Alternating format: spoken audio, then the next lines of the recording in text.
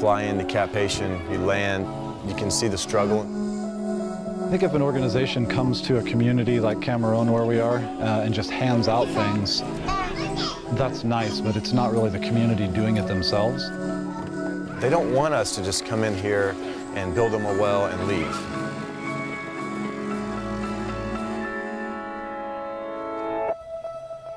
We met with some farmers in Monte Plata, Dominican Republic. You know, it took us 30 minutes walking up and down into the middle of this forest, sweating our tails off to get up to this little spot. And we get up there, it's 0.8 acres. And I'm looking around, and where is it? Because it just looks like a forest. And he stops at 2 little plants and he says, well, there it is. And I look down and I'm standing on a cucumber plant. And I'm standing right next to a bean sprout. And I'm looking, I know what that looks like. I know that's cucumber, I know that's beans. So like, what's going on here? And he was explaining to me, this helps that plant grow better. This helps that have shade. The realization for me was that they had a plan going forward that they knew in their mind was going to be able to provide food for their families. What my wife and our organization, Big League Impact, what we're proud of doing is empowering the people in the local communities.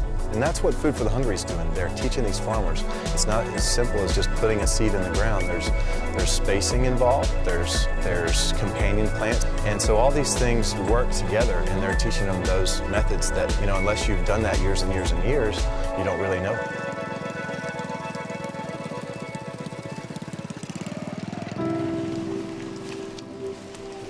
So this community didn't have water going to their houses, so people would have to walk for a certain amount of time to go find water just to do basic things like wash dishes, wash clothes, and that didn't even deal with the issue of clean water.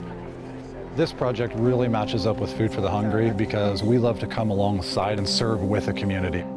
We might bring some training or some engineering, and I think that's what happened with this water project, is that the community built the project, which creates such pride in them. We did this. We made water come to our house. We created clean water. And it's also the hope factor that comes to people like this when they're planning for the future.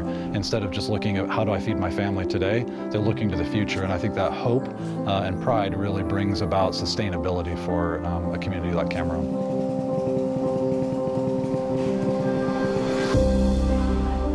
So this is our second year as a group at Big League Impact going out on a mission trip and seeing some of the work that we've been able to accomplish.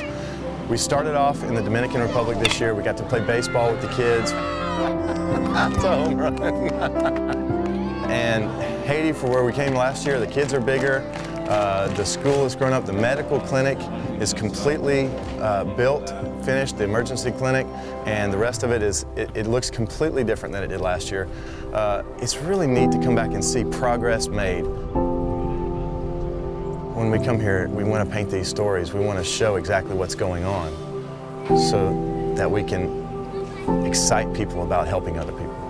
And so we're walking hand in hand with those people. We're trying to make their lives better, but it's enriching our lives dramatically, knowing that we're being a part of it.